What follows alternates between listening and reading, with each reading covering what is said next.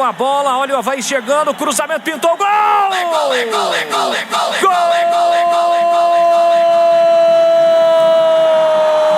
Jean Lucas, do Avaí!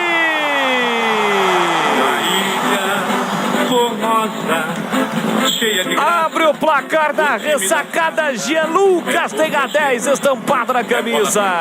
Jogada rápida aqui para a direita, um vacilo defensivo no Macaca, bola nas costas do Ketson.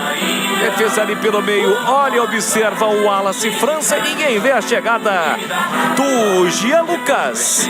No passe do Tylon. Chegou batendo de primeira, sem chances para o Diogo Silva. Abre o placar, Jean Lucas. Ainda tem o corta-luz do Wallace França, inteligentemente. Ele bateu firme e forte com o pé direito para vencer o goleiro da Macaca. 38 minutos, primeiro tempo, tá registrado.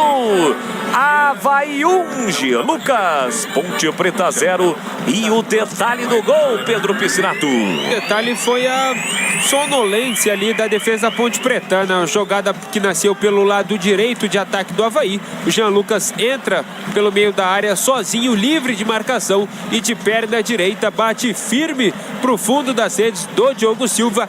Primeiro gol de Jean Lucas nesta Série B. O Avaí, na reta final do primeiro tempo, abre o placar na ressacada. Praticamente